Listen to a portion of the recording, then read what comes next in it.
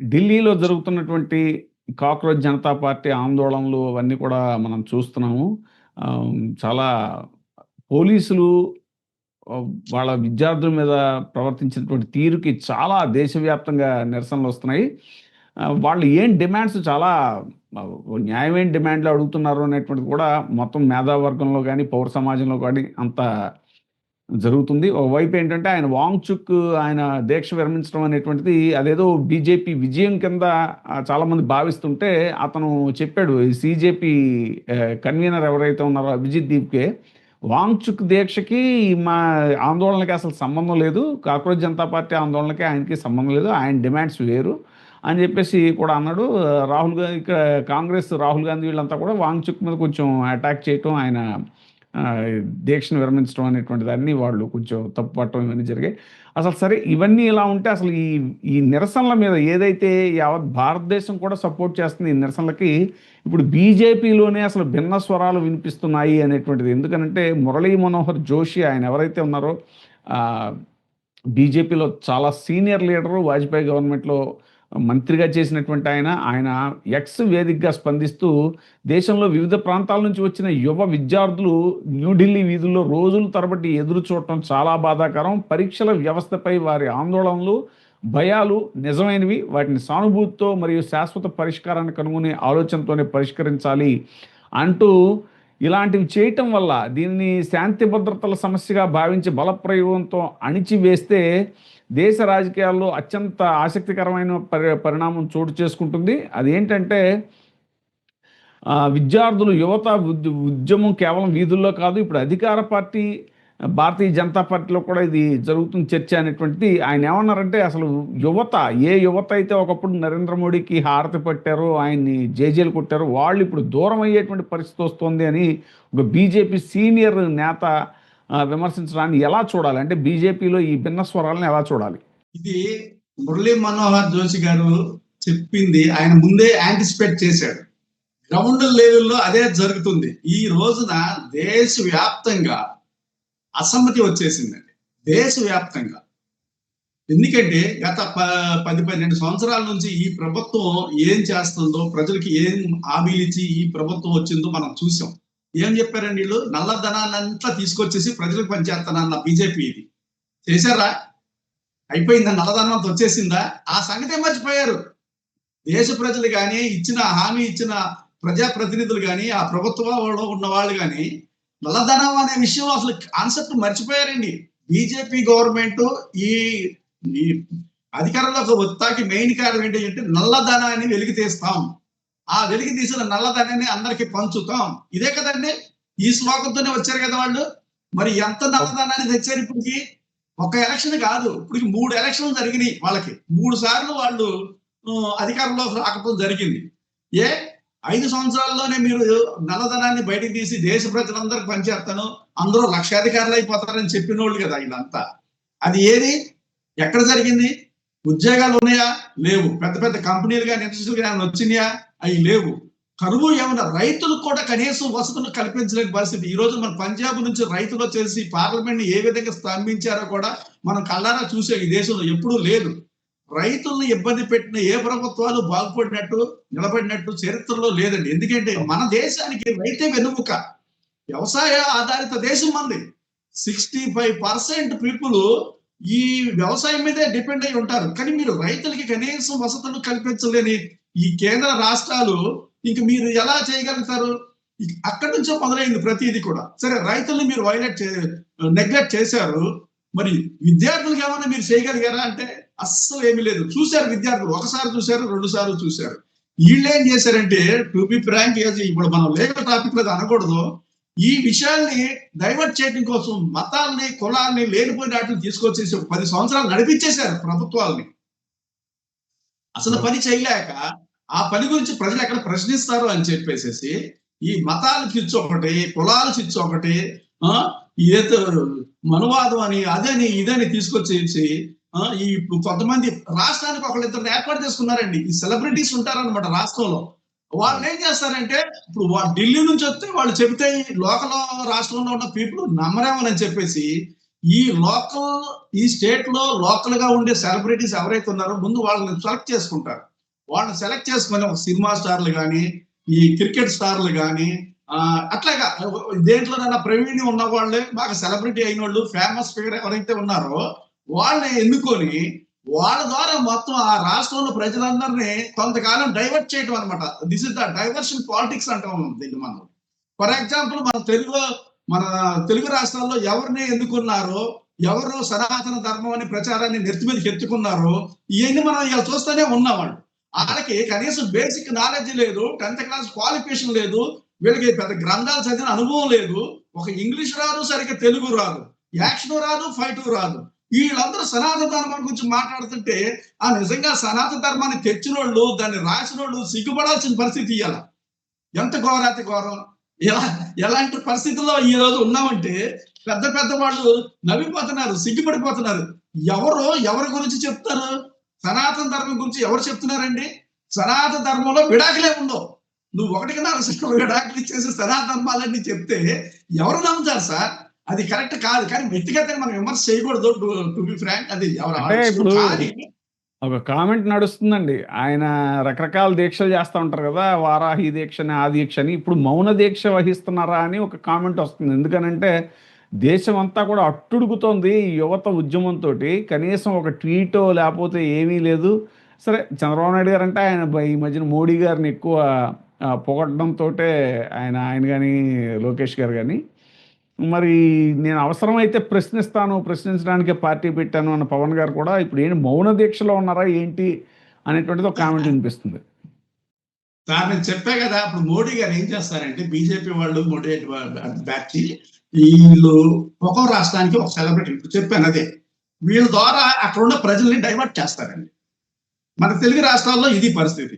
అలాగే మీకు కొంతమంది ఉన్నారనమాట, వేరే వేరే రాష్ట్రాల్లో వేరే వాళ్ళని అలా చేసుకోవడం జరిగింది. వాళ్ళు చాలా బీజేపీ ఒకటే సార్, వాళ్ళు రాజకీయం చేయటానికే వచ్చారు అని ఓపెన్ గా చెప్పారు. మేము రాజకీయమే చేస్తాం అని చెప్పి చేస్తున్నారు. వాళ్ళు చెప్పకుండా ఏం చేయట్లేదండి, మేము రాజకీయమే చేస్తాం. ఆ రాజకీయం అంటే వాళ్ళు దాని నిమిత్తం వాళ్ళు ఎంత ఎస్టీమ్గానే వెళ్తారండి. పదవి కావాలి, అధికారం కావాలి, దానికోసం వాళ్ళు ఏ మార్గాల్లోనన్నా పోతారు. వాళ్ళకి అల్టిమేట్ ఏంటంటే పదవి, పవర్, ఇదే కావాలి. దానికోసం ఇప్పుడు ఈ లోకల్ పీపుల్ ఎవరైతే ఉన్నారో వీళ్ళ వీక్ పాయింట్స్ తెలుసు వాళ్ళకి. ఆ వీక్ పాయింట్స్ పట్టుకొని వీళ్ళతో ఆడించుకుంటూ వాళ్ళ అధికారాన్ని చేయించుకోసం ఏదేదో చేస్తూ ఉంటారు. వాళ్ళు ఆ విషయం ఎంత ఎస్టీమ్గానే పోతాం మనం అల్లారా చూస్తున్నాం. ఇప్పుడు ఇదంతా ఏంటంటే, నిన్ను తెలుగు రాష్ట్రాల ప్రజలు నిన్ను కోటీశ్వరుని చేసి, గొప్ప సెలబ్రిటీని చేసి, నిన్ను ఇంత ఉన్నత స్థానానికి తీసుకొస్తే నిన్ను నీ కుటుంబాన్ని నువ్వు ప్రజలకి మంచి చేయకపోగా ప్రజలకి ద్రోహం చేస్తున్నావే, ఇది ఎంతవరకు న్యాయం సార్? ఇది ఎంతవరకు న్యాయం? నువ్వు మంచి చేయకపోయినా పర్వాలేదు, నువ్వు సైలెంట్ గా ఉంటే సరిపోయేది కదా. నువ్వు అనవసరంగా వచ్చి ఇంతమంది ప్రజలు, ఇన్ని కోట్ల మంది ప్రజలు నిన్ను ఆరాధిస్తుంటే వీళ్ళందరికీ ద్రోహం చేయాలని ఎలా అనిపించింది సార్? ఇంకా మనకు ఒక ఇది ఉంటుంది కదండి, చాలా చోట్ల వింటాం, చదువుతాం. ఇది రోమ్ నగరం తగలబడిపోతుంటే నీరో చక్రవర్తి ఫిడేలు వాయించాడని నిన్న ఒక ఇది రిలీజ్ అయిందండి. ఆయన కుంకి ఏనుగులు యాక్చువల్గా పొంగనూరు ఆ ఏరియా నుంచి మళ్ళీ ఇటు పార్వతీపురం వైపు పంపిస్తున్నారంట. వాటిని ఇప్పటిదాకా వాటిలో ఒకటి కుంటిది ఒకటి గుడ్డిది అని అంటున్నారు. అవి అసలు చేసిన ఇప్పటిదాకా వాటి వల్ల ప్రయోజనం ఏంటన్నది కూడా లేదు. అవి వచ్చిన తర్వాత కూడా ఈ ఏనుగుల ధ్వంసం అనేటువంటిది జరుగుతూనే ఉంది. ఆ కుంకి ఏనుగులని అసలు అవి ఇప్పుడు భారం అని చెప్పి మధ్యలో అటవీ శాఖ వాళ్ళు వాటిని కర్ణాటకకి మళ్ళీ రాశారంట, బాబు మీరు తీసుకెళ్ళిపోండి, వీటిని మేము మేపలేకపోతామని. అయితే ఇప్పుడు ఏంటంటే వాటిని మళ్ళీ పలమనేరు నుంచి ఇటు చిత్తూరు నుంచి అటు పార్వతీపురం అక్కడ ధ్వంసం చేస్తున్నారంటే అక్కడే పంపిస్తున్నారంట. ఈ ట్రాన్స్పోర్టు ఇది అసలు ఇవన్నీ ఈ ఖర్చులేంటో తెలియదు అనుకుంటే, ఈ ఓ పక్క దేశం అంతా ఉద్యమాలతో అట్టుడికిపోతుంటే ఈయన వాటికి చిరుగ్గళ్ళు పెడుతున్నారు నిన్న ఏనుగులకి. అది ఒకటి బయటకు వస్తే దాని మీద రకరకాల కామెంట్స్ వచ్చాయి. మరి ఏంటి అసలు అది నిర్లక్ష్యమా లేకపోతే ఏంటి అనేటువంటిది ఒక చర్చ జరుగుతుంది, ఏమంటారు సార్? అది వీళ్ళు రాష్ట్ర ప్రయోజనం కోసమో లేకపోతే రాష్ట్ర ప్రజల క్షేమం కోసం వచ్చిన మనుషులు కాదు. దయచేసి ముందు అది గమనించాలి ప్రజలు. వీళ్ళు ఏదో చెబితే మోసపోయి ఓట్లేసి గెలిపించారేమో కానీ, బట్ టు బి ఫ్రాంక్ ఆ ఓట్లు కూడా ఎలా గెలిచారు అన్నది గత ఎలక్షన్ లో ఇయాటికి క్వశ్చన్ మార్క్ అయిపోయింది ప్రజలందరికీ. ఎవరికి ఏమో అర్థం కావట్లేదు. సో ఆ విధంగా వచ్చిన వాళ్ళు వీళ్ళు. సో వీళ్ళు ప్రజలకి మేలు చేస్తా ఏమండి మీరు అప్పుడు చెప్తున్నారు వాలంటీర్లకి మీ ఉద్యోగాలు బాగు 5,000 కాదు మీకు సరిపోవు 10,000 ఇస్తానన్నారు. ఏదండి సుగాలి ప్రీతి కేసు ఏమైందండి? ఒకటి కాదు రెండు కాదు మీరు చెప్పుకుంటా పోతే మనకి ఒక నెల సరిపోద్ది. దీనికి అడ్డుపద్దు లేదండి. వాళ్ళ హామీలకి ఎంత ఘోరాతి ఘోరం. విద్యార్థులు నేను చూసుకుంటానన్నాడు, మీకు ఉద్యోగాలు ఏడకి పోవు అన్నాడు. మీరు ప్రశ్నించండి అన్నాడు. ఇలా ప్రశ్నిస్తే కేసులు పెడుతున్నారు కదండి. మరి ప్రశ్నించని చెప్పింది మీరే, కేసులు పెట్టేది మీరే. ఎంత ఘోరాతి ఘోరం. మీరైతేనేమో ఎవరినైనా అమనాభూతులు తిట్టవచ్చు. మిమ్మల్ని ఎవడన్నా ప్రశ్నిస్తే ఇదేంటి ఇలా మాట్లాడామంటే మాత్రం వాడికి తప్పు అయిపోతుంది. అసలు ఇది ఏ విధంగా చూద్దాం. ఒక తమిళనాడు విజయ్ గారు చూడండి, ఎంత డీసెంట్ గా ఎంత డిగ్నిఫైడ్ గా వచ్చి 4 నెలలు కాలేదు, ఎంత గొప్ప పేరు ప్రఖ్యాతులు తెచ్చుకుంటున్నాడు. ఆయనకి ఏం అనుభవం ఉంది? అంతకుముందు కనీసం సర్పంచ్ గా కూడా ఎలక్ట్ అవ్వలేదు ఆయన, కనీసం ఎమ్మెల్యేగా అవ్వలేదు, ఎంపీగా అవ్వలేదు, ఏమీ అవ్వకుండా మొదటిసారి ఆయన ఎమ్మెల్యే అయ్యి చీఫ్ మినిస్టర్ అయ్యి అద్భుతమైన ప్రజారంజక పాలన కొనసాగిస్తున్నాడు. ఆయన ఏం చెప్దాం చెప్పండి. ఆయన గబుక్కుని ఎమ్మెల్యే అని చెప్తున్నాడు. ఏ గబుక్కుని ఎమ్మెల్యే అయితే మంచి మనసు ఉండాలండి, ప్రజలు మిమ్మల్ని నమ్మాలండి. గబుక్కుని ఎమ్మెల్యే అయినా కానీ మంచి పనులు చేస్తున్నాడు ఆయన. మీకు ఇంత అవకాశం వచ్చినా కానీ కనీసం మీరు చెప్పడానికి కనీసం 2 మంచి పనులు ఏమైనా చేశారా ఈ 2 సంవత్సరాల్లో? ఒక్కటి చెప్పండి సార్. 2 కూడా వద్దు, ఒక మంచి పని నేను ప్రజలకు చేశాను, ఇది చిరస్థాయిగా ఉండిపోద్ది, నేను ఉన్నా లేకపోయినా ప్రజలు దీన్ని గుర్తుంచుకుంటారు. ఒక ఆరోగ్యశ్రీ లాంటి చేసావా? ఫ్రీ ఫీజు రింబర్స్మెంట్ చేసావా? ఇప్పుడు ఈ మాట ఎందుకు వస్తుందంటే అండి, జగన్మోహన్ రెడ్డి గారు కూడా బీజేపీకి అనుకూలంగానే ఉంటారు అనేటువంటి వ్యాఖ్యానాలు ఉన్నా, ఆయన చాలా బిల్లులకి మద్దతు ఇచ్చినా కూడా క్లియర్గా చెప్పారు ఆయన. ఏది ఆయన స్టాండ్ కాక్రోచ్ జనతా పార్టీ మీద. విద్యార్థుల నిరసన అది ఖచ్చితంగా వాళ్ళ ప్రాబ్లమ్స్ అడ్రస్ చేయాలి, లేకపోతే ఖచ్చితంగా ఇలాంటి కాక్రోచ్లు పుట్టుకొస్తాయి. అందులో జగన్ కూడా ఒక కాక్రోచ్ అని చాలా క్లియర్ స్టాండ్ తీసుకున్నారు ఆ విషయంలో. ఇప్పుడు తాజాగా నిరసన ప్రదర్శనలు కూడా వైసీపీ నుంచి రాష్ట్ర వ్యాప్తంగా నిరసన ఇవి మద్దతుగా సీజేపీకి నిరసనగా ర్యాలీలు ఆందోళనలు కూడా నిర్వహిస్తున్నారు. కనీసం అలాగా ఒక ట్వీట్ ఇప్పుడు విద్యార్థులకి ఇప్పుడు మురళీ మనోహర్ జోషి లాంటి మా బీజేపీ సీనియర్, ఆయనకన్నా ఈయనేమి ఇది కాదు కదా, వాళ్ళు హిందుత్వంలో మునిగి తేలిపోయిన వాళ్ళు ఇప్పుడు ఆయనే చాలా క్లియర్గా పెట్టారు, ఇది యువత దూరం చేసుకునే వికసిత భారత లక్ష్యానికి యువతను దూరం చేసుకునేటువంటి పద్ధతి ఇది అని చెప్పేసి. అంటే అలాంటి ఏదో ఒక ట్వీట్ కూడా లేదు అనేటువంటిది ఇప్పుడు జరుగుతున్న చర్చ. మురళీ మనోహర్ జోషి గారు ఆ మాట అనటానికి రీజన్ ఏంటంటే నేషనల్ సెక్యూరిటీ యాక్ట్ అని అది ఇంప్లిమెంటేషన్ చేసిందండి బీజేపీ ప్రభుత్వం ఢిల్లీలో.